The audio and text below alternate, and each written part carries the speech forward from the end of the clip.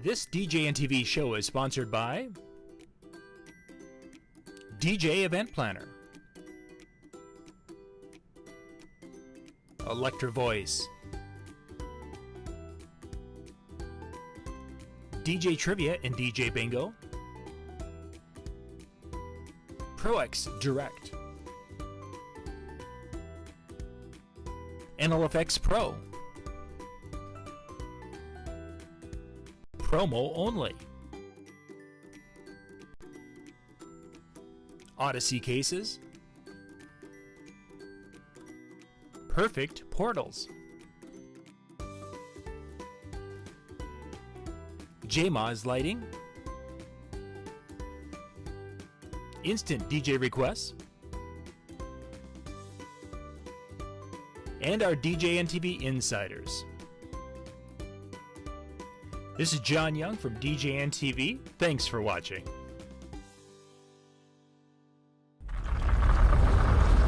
Welcome to DJNTV and Tuesday Night with Ben Stowe. Now introducing the one and only Ben Stowe. Yeah, baby! Yeah. Good evening and welcome to Tuesday Night with Ben Stowe! Yeah.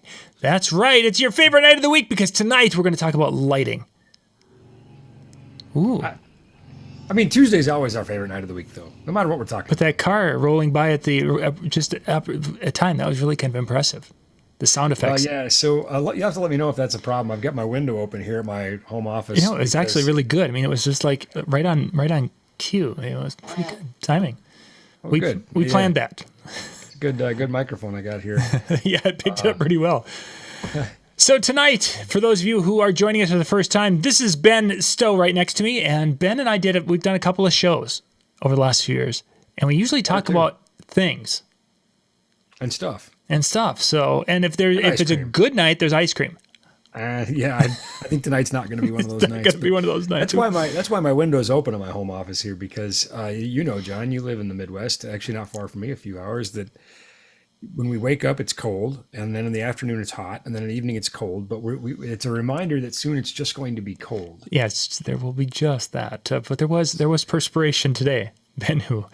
I actually worked from home today, and I took my laptop out and sat on the deck for a little bit, and it was nice because again, I'm starting to try to cling to these last few days of, well, when you can go outside before it goes away. So, Ben, I want to dig into tonight's topic here tonight with lighting, because my goal with tonight's show is that for someone who maybe hasn't done much for lighting, which there's a lot of DJs out there that have gotten their speakers and they've gotten their gear and they've been spinning and they're kind of starting, and now they're wanting to build some sort of a light show.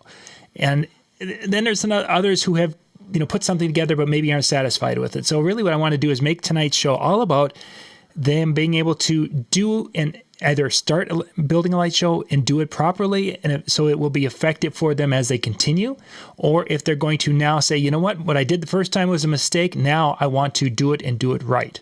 And that's really what I want to kind of dig into tonight with tonight's show.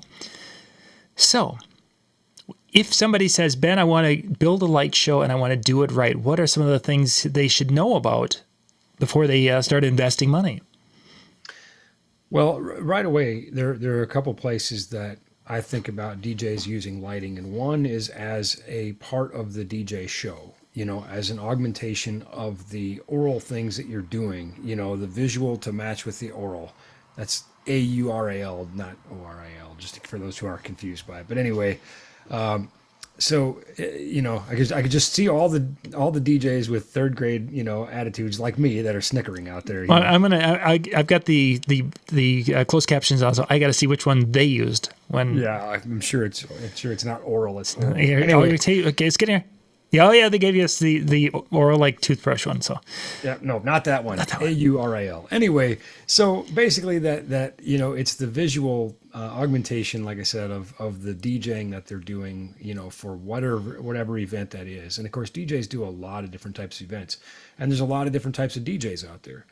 So when I think about probably the kind of the middle of the bell curve and kind of the bread and butter of the DJ industry, they're fairly versatile They will do things like weddings and schools and corporate functions and a variety of events. So I think that's kind of where, I'll spend most of my time focusing, because club DJs are working in a venue where there's often, lighting and things already in place and that sort of thing. And when I think about DJs that are doing those types of events, I think about ancillary income opportunities as well. Places where they can use lighting in a way that is not necessarily a direct augmentation of the DJing that they're doing, but now they're moving really more into event lighting providers, and that's a great profit center.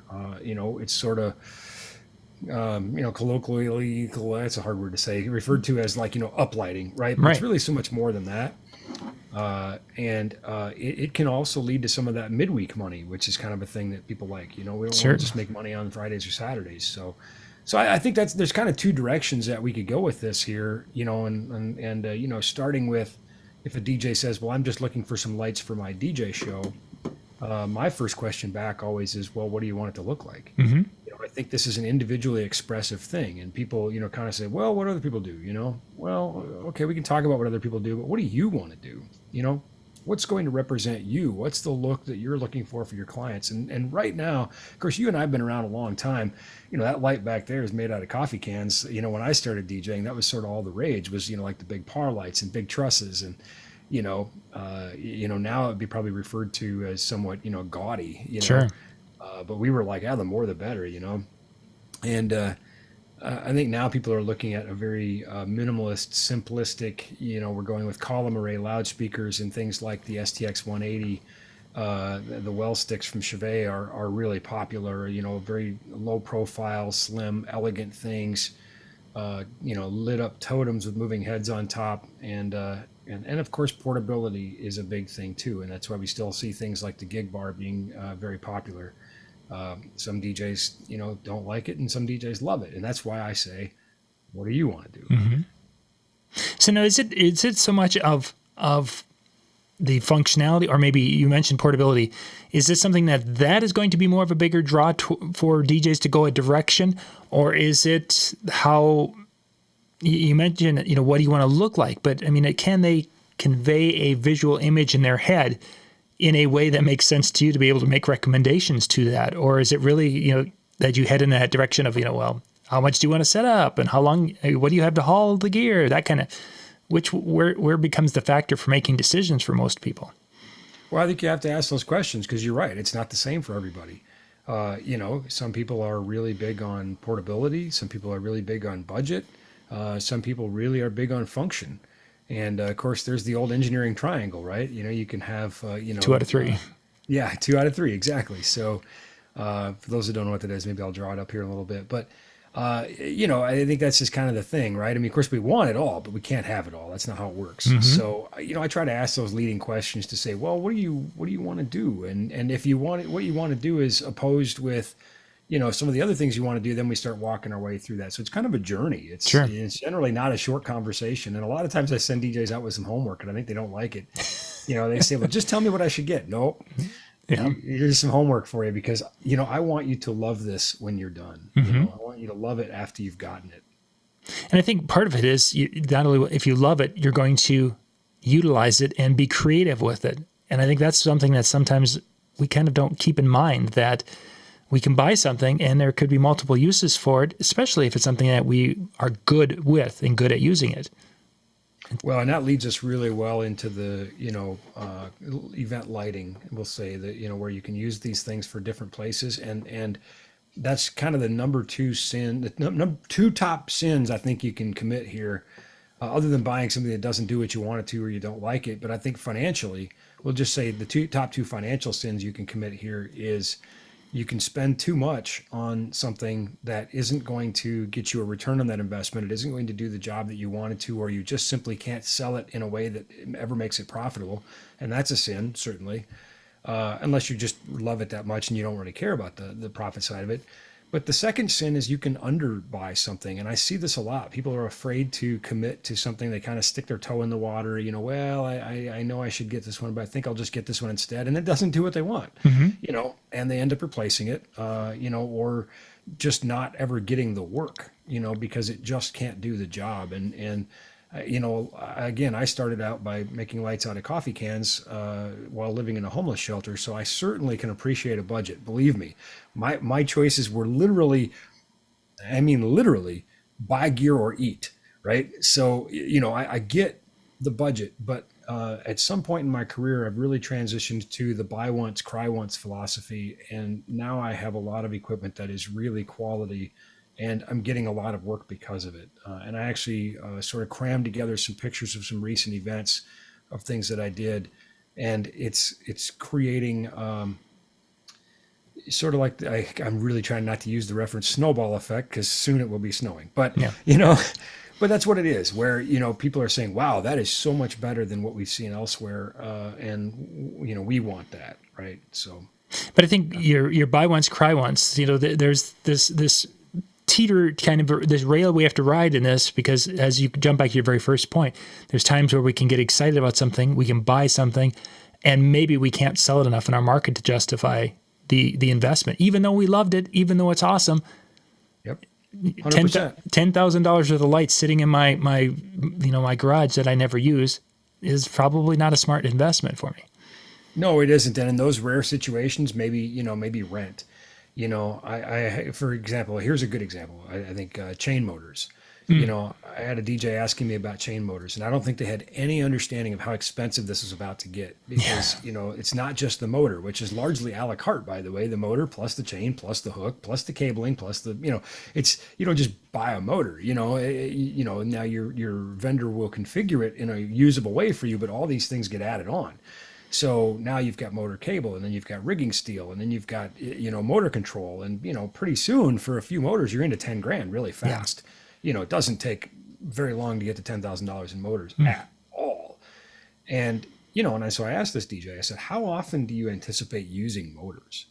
They said, oh, I don't know, maybe once or twice a year. And I said, no, forget it. Because, you also got to get them inspected every year. I said, just rent them. And rent the guy with them. Hey, I want to point there. I need to hang a thing here. Rent the guy and rent the motor. And then, you know what? He's going to pack it up and put it in his truck and go home at the end of the night. And you're going to mark that up to the client, make a little profit, and not have to worry about it. Right. Or play. Now, if you're using motors every week, you should own them. Yep. Different story. Yep. Totally different story. Yeah. And the same goes for lights, right? So, you're going to have to make those decisions about your comfort level and your tolerance for risk. The other thing too is, DJs will say, well, I'd like to pay this off in 1 or 2 gigs. Wow. Wouldn't we all? Mm-hmm. I'd like to pay a piece of gear off in about 100 gigs. We have different amortization schedules. But I can tell you, which is probably more likely to occur. So, if you set a reasonable expectation, I'm going to pay this off in 10 gigs or 15 gigs or 20 or 50 or 100, and there's a timeline for that that's profitable. Okay. If you can pay it off in one, well, you should definitely buy it. That's slam dunk. But boy, I hope the client never figures that out. So you're mentioning the idea of renting the person with the gear and such. One of the biggest surprises for me in our industry is when you see some of these larger DJ companies, production companies in a bigger city than Bemidji and Grey Eagle, for example. And when I'm talking to these guys who are doing these dances, the high schools, and they have 10,000, 5,000 kids, whatever they have, these huge numbers. Mm-hmm. Very seldom do they own the gear. Most of the time. They're touring, they're talent. They're basically, they're like an artist. We've got shows coming up for, not to name drop, they're just the ones that are coming up, but a couple days Disney, and then Brantley Gilbert, and then Dustin Lynch. Well, they're not traveling with the gear, and nobody cares. People are going to see them. They don't care. The gear is something that they can get locally from a provider like us. So that's another option. Now, I think that if you're often playing in your hometown, it makes sense to also own the gear. There's rental companies are making a profit, or they should be, right? And that could be your profit too, as long as you're doing it profitably. Now, this is really not my cup of tea, right? This is Mark Farrell's cup of tea, or somebody else, to talk about worth, right? But there's an old saying, how do you get a cheap sound system rental? Hire a DJ, Yep. Bring your gear and just sit over there. We just need the speakers,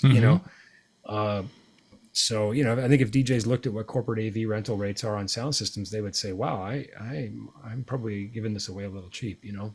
Unfortunately, yeah, that's definitely part of it. But I think one of the big things though is that if they need to do that, in our example, we do homecomings and the winter dance and prom for some schools, and if I needed the gear to do those, it wouldn't in some cases it wouldn't make sense if I needed a sound system that could handle 1,000 kids for me to go be dumping the money into that.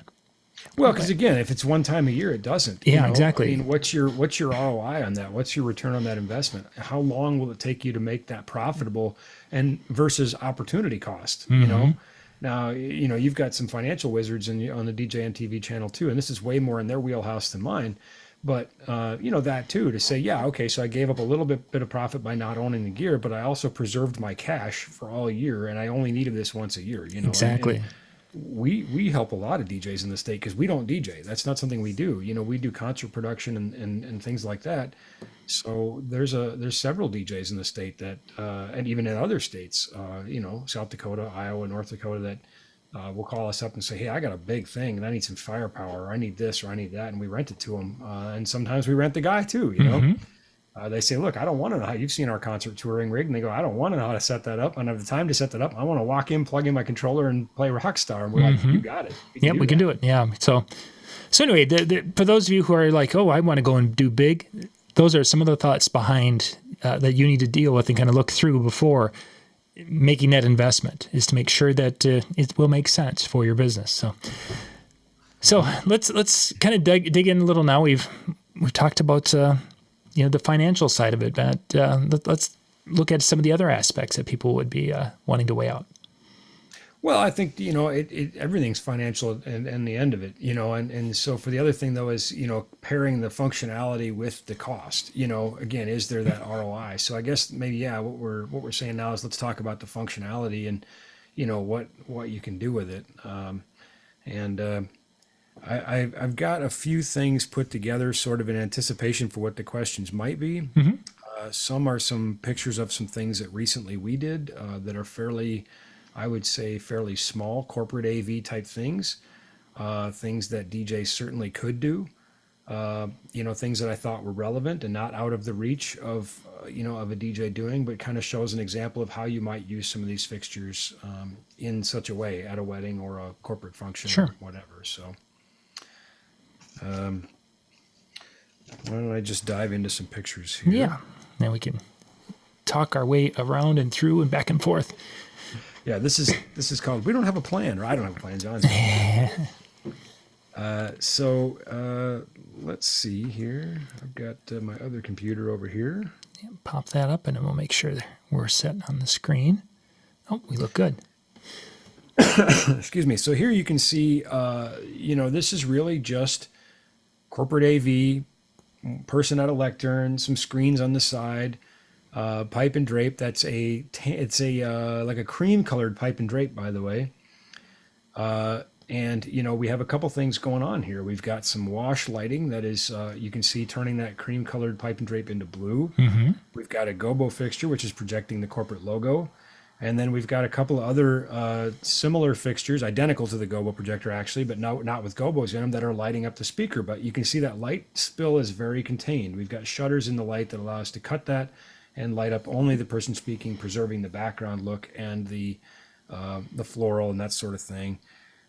Here's kind of a quick look of the room before, and you can see it's really a very different vibe. It's kind of I think it just doesn't have that same elegance as that, right? Sure. So that's why we get paid, I guess. This one I put in just because my friend Sean was asking about purple today, and these are standard gray band shells in the back that I lit purple. All the purple you see is light, and then of course the gobo that you see in the center of the image. So I thought that was kind of a fun one. And again, it's not there was no DJ, there was no DJ function. This was, again, just a person speaking, but got paid, right? So, sure. And then just for some fun, here's some tables with some uplights underneath. I think most DJs are familiar now with, a battery powered wireless uplight. and as you can see, the school's colors are purple and gold, so that's what we did. Another picture. I don't know why the camera took a fuzzy picture, but another picture you can see with the background and the projector screens, and and then the lights you can see on the truss overhead. Again, that focused light to minimize light spill where we don't want it. So let's see. Oh, this one just happened just last weekend. Again, a real simple thing. There's a truss with some focused light, so we can light up the areas we want. But then upstage, we've literally just got some lights on the bottom and lights on the top to get, make that backdrop take some texture and take some color, and create a little bit of elegance. A very simple. I think our strike and our loadout was an hour. So nice. I guess we could say kind of easy day. Anyway, so those are just some effect pictures that I had these are DJ type lights, many of them, sort of a mashup, if you will. It's a DJ word, right? A mashup between some DJ lights and then some theater type lighting, but lights that I could use to project gobos. I can also use to light up, speakers at a lectern. And, we could talk about, are these things good investments? Again, if you're going to do it once a year, nope, it's not a good investment. Right. But even some of the lights now in the back, were you using some uplights there to make the wall purple, or where were you bringing that light source in from? Yeah, that's exactly what I was using. In this case, I was using a batten style fixture or a strip, like a strip light, like a color strip, or in this case, they were batten 72 is the model number, but it doesn't really matter what it is. You could use like a Pixam or whatever, and then I had them lined up right across, and that's how I got the color to look so even too. If I was trying to do this with uplights spaced apart, I would have some real striping. Sure. And that's okay if that's the look you're going for. It wasn't in this case, so I just had the lights lined up. And it's really becomes a situation where that's a look you can do, but taking those concepts, you can still use those with your smaller events for your uplighting, say behind a head table, where you'd want to make that, that cream color, backdrop or whatever they have look blue or any color really. Absolutely. And I think the important thing is that all three of those events were done with the same lights. So that's sort of to show the versatility, to say, well, what do you want to do with them, right? That's the thing, is you're no longer stuck just doing the same thing. They become tools in a toolkit. You can say, well, how do I want to accomplish this creatively? And there are also all kinds of things like, diffusion filters that will help smooth and spread the beam. I wasn't using any for these, by the way, because I just literally had the lights lined up in a row, with no gap between them. But, if you say, well, I want a little bit wider pattern out of a light, I could get some, diffusion gel that will help steer the beam a little bit. And in all those, you didn't have any really high-end moving head fixtures. You just were using different types of flood lights and the gobo projectors. Correct. There were no moving lights in any of those pictures. Now, I could have used a moving profile on the stage, but that's just a moving light that replaces a framing spot type fixture, and the cost gets another zero behind it, and so these I have to go up and focus manually, but it's a quick trip down the truss on a scissor lift and you're done. So, it's pretty simple things that I could use for other things. Sure. That versatility, I think, is going to be a big factor that a person needs to kind of think about. Now, with the lights that you were using, that would kind of be the crossover DJ lights, and that. Is it something where those could be too big for the average DJ? Obviously, the ones that were up on the bar probably wouldn't be something that a typical DJ would have in their repertoire. But even some of the uplights, those are like $1,600 a piece, and that may not make sense. A DJ might say, I'm not spending $15,000 on lights to light up a stage, and that's okay. There are alternatives. There are lower cost models. American DJ has some, Chevet has some, JMAS has some. I think they're a sponsor. And with varying results. Again, we've got to look at that ROI, and this is an individual discussion, but Eve fixtures from Chauvet would certainly do it. Maybe not as well, maybe not, as color consistent or whatever, but it's going to accomplish the same thing, and these fixtures that have shutters are nice. And that's an important thing, to be able to kind of cut that beam to keep the light where I don't want it to go. Sure. One thing that I've kind of going a little bit off what you've been showing us, because I'm sure there was video shot of the people who are speaking. And sure. One thing I have found there was, in fact, yeah. Yeah, some of my lighting that I've been using, and this past weekend, I was using some of my Chauvet lights there, and she was going to be, the videographer was doing some video, and we had a situation where I had what I thought was a white color, and thought it was good, but we were getting some flickering that she could see on the camera, but we couldn't see it with our eye. Now, things such as that, is that a situation that was I using the wrong lights? Was I using the lights wrong? What caused that? Well, let's start with what caused it, and I think that'll answer our other two questions for us. So video that we see, just like right now, we appear to be animate moving objects to our viewers on the screen. But in reality, what viewers are seeing is a rapid succession of still images, kind of like a cartoon where you draw a bunch of things and you flip through the pages and it looks like it's moving. That's exactly what you're seeing right now, and that's exactly what video is. It's a rapid succession of still photographs, 30 of them per second or whatever, or 59.94. Interesting study how that number came about. We had to look it up one time, and it was like, wow, okay, it makes sense. Anyway, so that's one thing to understand how that video is being captured. The same thing to understand is how LED lights are dimming. They're basically turning on and off really fast, and we call it pulse width modulation. So our eye perceives that as a dimmer light. So in order to mix colors, we dim certain colors, but in reality, they're not actually dimmer. They're just turning on and off really fast, and our eye sees that as a dimmed value. The camera, not so much, because the camera is taking still photos. So the camera is going to catch times when the lights are off and when the lights are on, and it's going to be perceived as strobing. So there's a couple different ways that you can address this. And many times now you'll look at LEDs and they'll say flicker free. Right. Or they'll talk about the PWM rate, the pulse width modulation rate. What's the speed? Because faster isn't necessarily the only solution. It comes down to when the camera is taking pictures and when the lights are dimming. And if there's a synchronicity there, then you're going to get that strobing effect. Here's an old school reference for you. I'm just shooting from the hip on this deal. Sorry if this isn't making sense. But remember turntables back in the day, right? Some people still use them, right? The true DJs? Oh, okay. All right. Yeah. Just set the world on fire now. I was going to say, I've got my vinyl right there.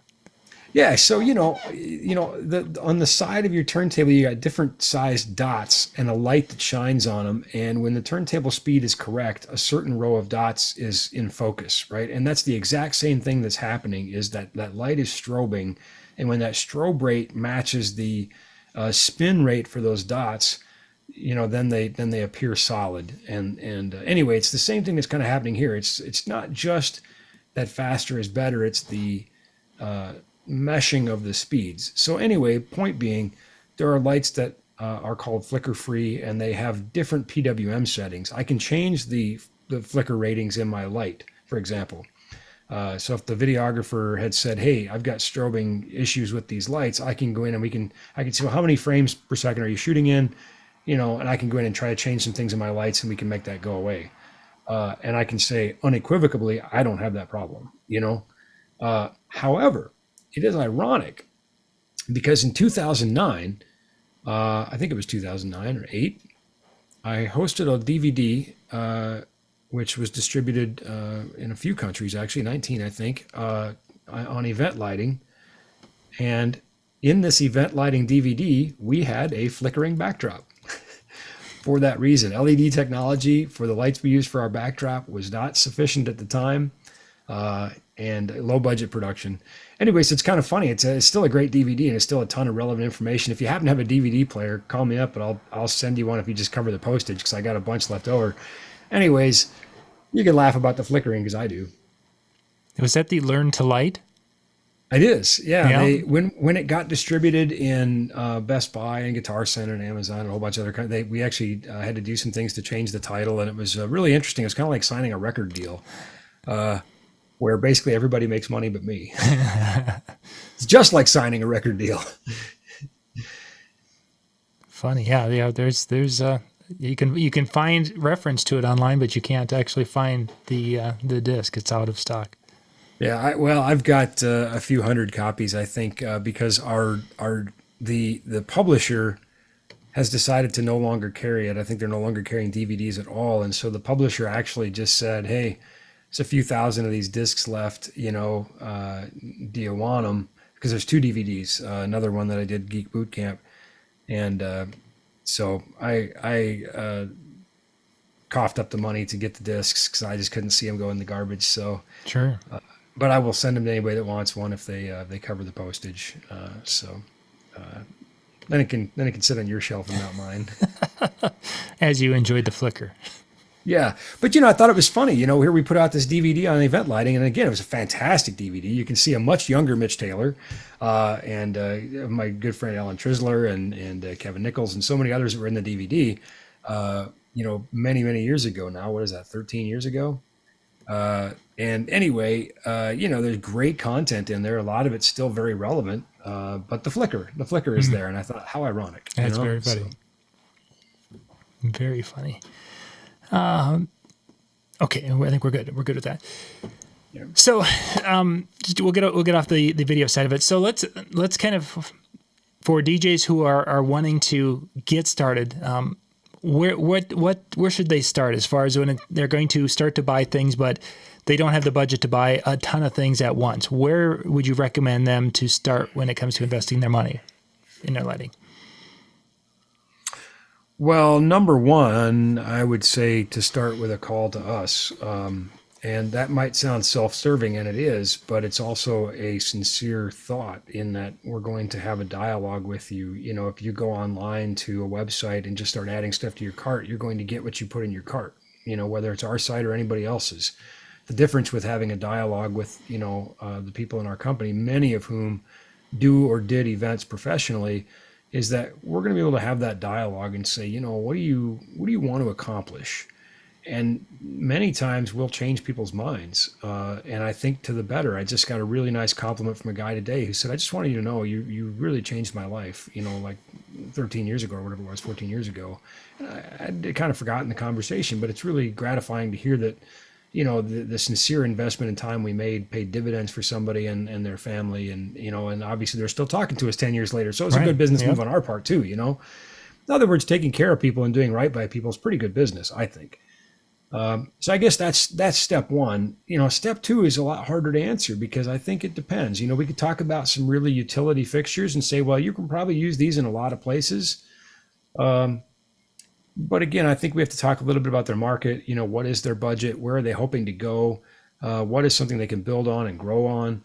Or are they just wanting to have something that augments, like I said earlier, their DJ show. Yeah, I just want to have some things that kind of flash to the music, and I want to have a party, and I'm not really interested or care about the corporate lighting side or the event lighting side. That would probably change our thoughts. Are you driving in a box truck or a Subaru? What's your tolerance for weight and space? Yeah,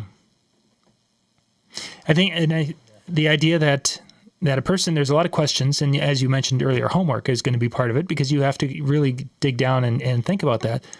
But even myself, when I've gone through and put together kind of wow, this is what I'd like to have my light show look like, and we've done that, different variations of that over the years, and in a few cases, there's a light that I'm looking for that's going to be right here that doesn't even exist yet. It'll probably exist at some point in time, and there's been versions that have existed over time, but it's like in order to I want this to be the ultimate. Well, since this doesn't exist and some of these other things are really expensive, I've been able to buy like my wash lighting that will start that process and get me to that point eventually. Well, and I'm glad you said that. Because I think that there's that too, right? We can always wait for what's next, and we'll always be waiting. We'll never make a move, and then we're never doing it. We're never in business, so to speak. So I think you have to jump at some point and take what's available. But I think wash lighting is probably where I would start. I think you're going to get a ton of utility use out of. Now, again, within that, there's a lot of things we can talk about. It's sort of nuanced, but typically I would say some type of LED wash lighting is where I would start, because you can use it in so many different ways. It's also really inexpensive. In the grand scheme of things, it's the cheapest thing, Is there a brightness or a wattage? And I know how much you would love the wattage questions, when it comes to audio or lighting. But is there a minimum that a person should be investing in that will give them the best flexibility? So you're not going to be getting in, buying lights and then having to buy again because you bought some underpowered lighting. You know what? I'm going to jump over to some stuff I've got here, and I'm going to talk about LEDs for a minute. Yeah. And I'm going to say that wattage is not what I'm going to talk about, because yes, it matters, and no, it doesn't matter all at the same time. Does anybody else want to start popping those like bubble wrap? I do, because I don't like these things. It looks like bubble wrap to me. I'm guessing that's the little, I don't know, a 5mm, but it looks like bubble wrap if you just kind of glance. Well, yeah, you're right when you say these are actually 10mm, Okay. but functionally they're the same. They're a DIP style, pin through the circuit board type LED. And they are called 5mm or 10mm because that's the size, that's the diameter of the diode. And so these could be 5, you could be right. In this case, these just happen to be 10. The only reason I know that is because I'm the one that took the picture. So, anyway, these LEDs, each one, they appear to be clear, right? But each one has a color.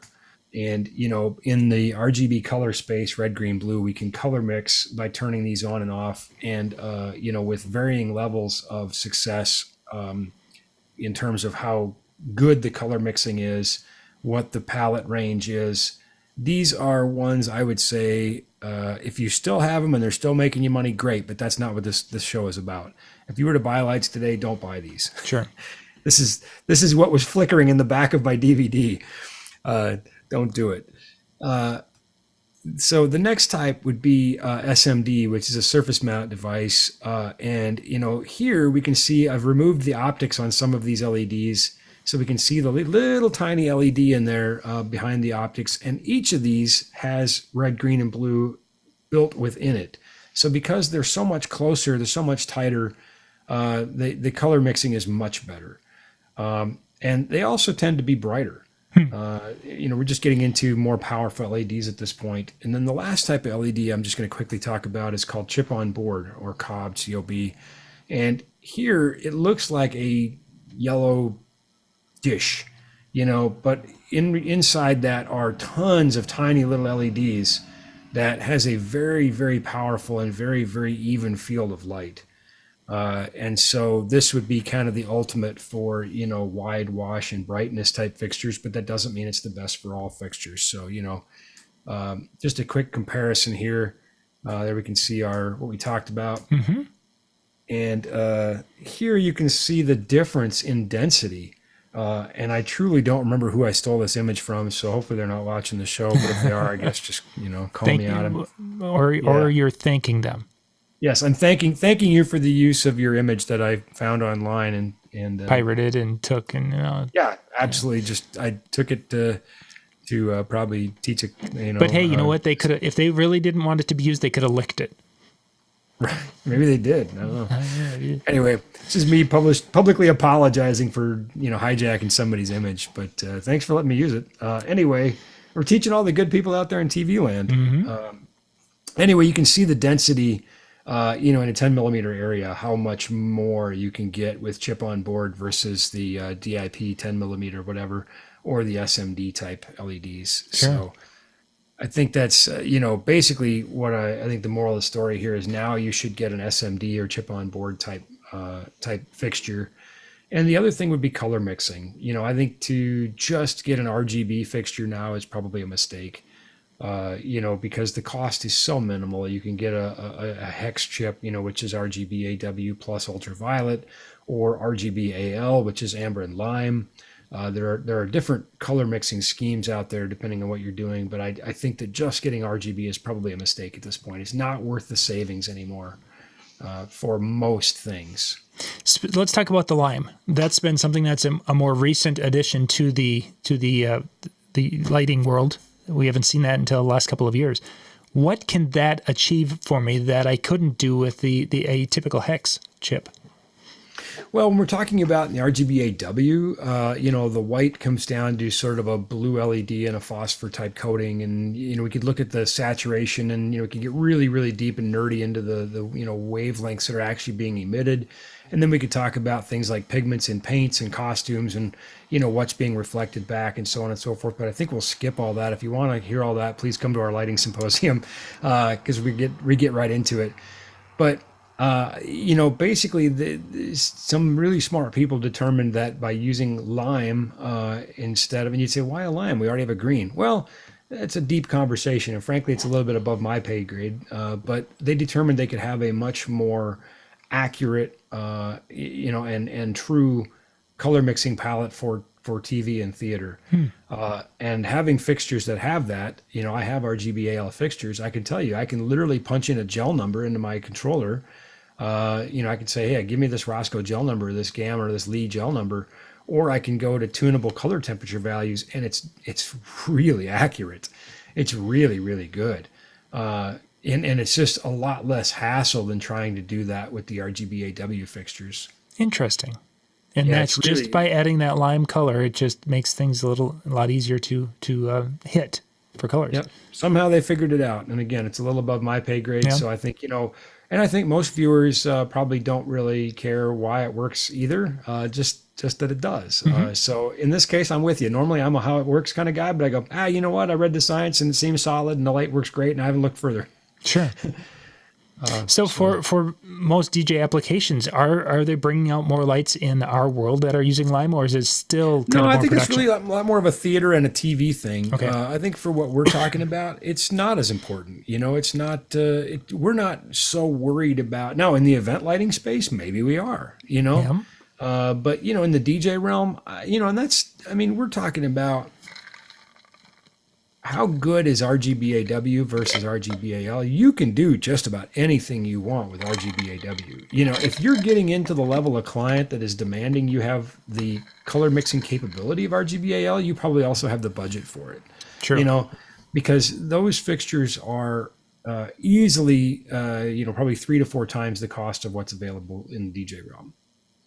And I don't know that ROI is there. That's what I'm saying. I don't know that I would tell you to go buy that light. I don't know that I would.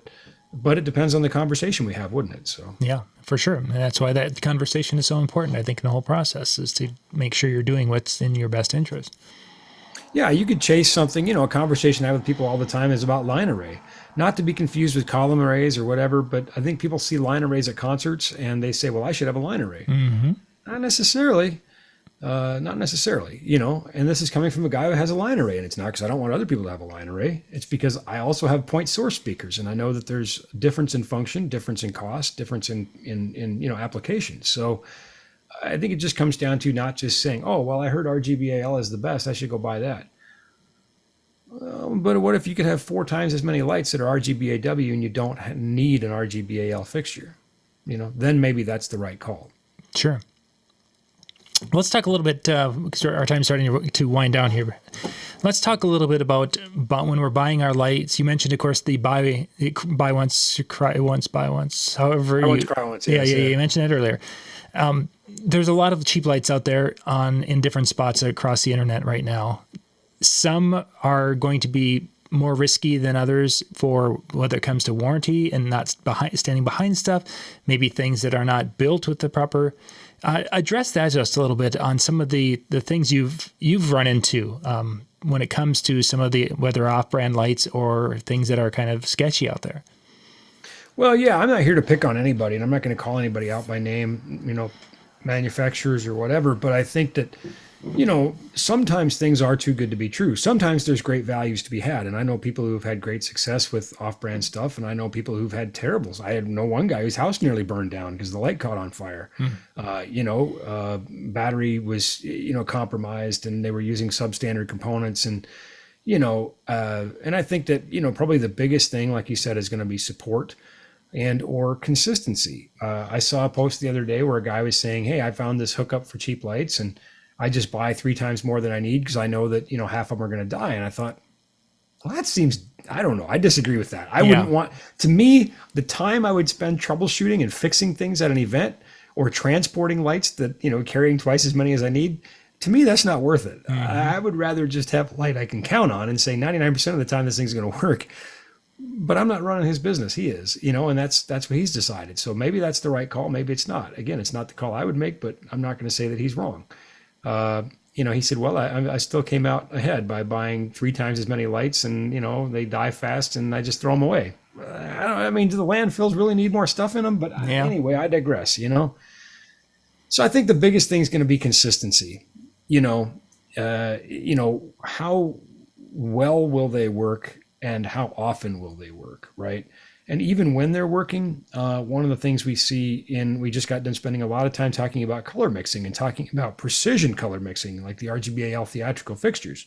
Well, here we could get into 2 lights where the reds don't match, and in fact, if you look at video wall, there is a calibration file for every LED in a video panel, because even from LEDs that come from the same match and are color matched at the factory, there are subtle differences. So there are calibration files for every LED in a panel, and it's really noticeable. If you load the wrong calibration file, it'd be a great example, because you'd look at it and go, wow, that looks terrible. So even with really expensive things like video panels with LEDs from the same batch that have already been color matched, there's still a calibration file. So then if you say, okay, well, let's go buy the cheapest thing we can find and line them up on the wall, they may look different. Sure. And maybe that's okay. Maybe it's not. It depends on your client. Maybe one light looks really dark royal blue and the next one looks like a teal, and you're okay with that, Yeah. And it just might be okay. And maybe they all look the same and it doesn't matter. I can't say. That's what I mean. There's just no way to speak to that, and even within name brand lights, you may find subtle differences, because again, in Chevet's Pro line, they're working on really tight standards and high precision. On their DJ line, they're like, well, there's a wider tolerance here. We can use LEDs that are not quite the same. And the further down the price tag you go, the more there's going to be. Last thing I'll say about this, we had a guy who brought in 4 no-name moving lights that he had bought from China, and all 4 had broken. They died. So he brought them into our shop and said, can you fix these? We do have a repair facility. And we said, well, we'll try. No promises, because, we don't know if we can get the parts, probably can't get a schematic, but we'll try. And anyway, when we opened them up, we found that no 2 out of the 4 had the same stuff inside. Wow. They all looked the same on the outside, Sure. But inside they just basically used what they could. And no 2 out of 4 had the same exact circuit boards inside. And we told the guy, I'm sorry. And boy, was he mad, but that's what it is. Yeah, no service manual, no parts, nobody to talk to. And we're like, sorry, man. Wow. You hear stories about that, but to actually be able to pop 4 of them apart and say that there's... Oh, we took pictures. Crazy. And I'm sure this guy was unhappy with us, but I think probably in reality he was unhappy with the reality. I think in reality he understood that, this wasn't, we weren't refusing to fix them. We didn't have the means to fix them, and to get into a component level repair on these would have cost more than the light, which wouldn't have made sense. It's one of those things. Well, just throw them in the landfill and buy 4 more, I guess. Yeah. Or don't. Yeah. Buy something that maybe you've got some parts for, right? I can get a parts diagram. I can get a schematic, but yeah, we laughed after he left, not at him, but at the situation. We're like, that's crazy. Can you believe that? For sure. Just a couple of minutes left, Ben. Let's talk a little bit about transport and protection of your lighting gear.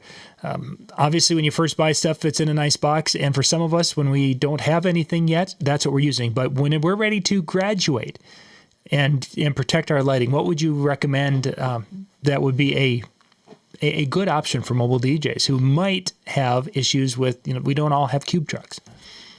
Well, I feel like you're just baiting me into saying it depends, so I'll just give you what you want. Pretty much, yeah. I've been waiting all night again. It's like I've lost my touch. I used to be able to get that in the first 5 minutes of shows, and now it takes me the last 2 minutes of shows.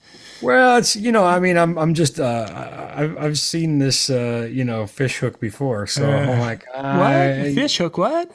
Yeah, I'm, I've been hooked a few times. I'm a little wiser fish now, but now I'm like, fine, fine, fine. I'll give you what you want. It depends. Because it does, right? I mean, pretty much everything I own is in a hard-sided flight case, but I am rolling with cube trucks or 53-foot, semi van trailers, and it's getting pushed in and out of these things, and it's getting banged around by stagehands, and my stuff would get destroyed otherwise. I think if you're transporting your own gear and you say, hey, look, a cloth bag is good for me, then it's good for you. I couldn't say without talking to you what's going to work well. Obviously, with road cases, you can pile things on top of them, you can stack them. There's all kinds of things you can do that you can't do on a soft-sided case. But they're pretty tough to get out of a van by yourself. They're kind of miserable and heavy. In certain situations. And there's a lot of DJs who are taking small vehicles, cars and things to gigs. And, it would not make sense at all there. So it depends. All righty. Sounds good. And we'll wrap it up with that. Ben, thank you very much for your insight tonight on things to really think about before you jump into that lighting world. If you're thinking about maybe upping your game for 2023. It wasn't the answers for some of you I'm sure you were looking for, but I think in the long run, putting a little more thought and a little more diligence into it is going to pay off in the long run. Yeah, I'll say this. We want you to make money. We want you to be successful. There is no other motivation we have because, as I said about this guy earlier, who's still a customer a decade later, if we can help you build a successful business, we think that's going to make you a great customer. It's a good move for us. Everybody wins in that scenario. We don't want to just make a sale. We want to help you build your company. And the easy thing to do is to sell you what you ask for. The hard thing to do is to sell you what you need. There you go. That's good words to live by. There should be a t-shirt made of that. It's easy to sell you what you ask for, to sell you what you need. And we're willing to put forth the effort. Mm-hmm. And listen, I just say this, if you don't want it, if you don't want the effort, if you just say, no, just give me what I want, we'll do that too. You can go to our website and just click add to cart. The website won't judge you or ask any questions. But if you want us to challenge you, if you want us to be a sounding board, if you want us to be a partner that will help you grow your business, we're here for that too. Excellent. Up next, gang, is the Tuesday Night Music Show with Brian, Jay, and Howie out at DJNTV.com/chill. Click on that, type that into your browser. It'll take you to a Zoom room. The guys record a session, and then after that, it's a hangout and talk shop for a while. Some nights, it's a lot of while, and that goes on every Tuesday night at 10 o'clock Eastern. They'll be starting up here in just a few minutes. Ben, thank you much, and we'll catch you again next week. Sounds good. Thanks, John. Thank you, Thanks, everybody.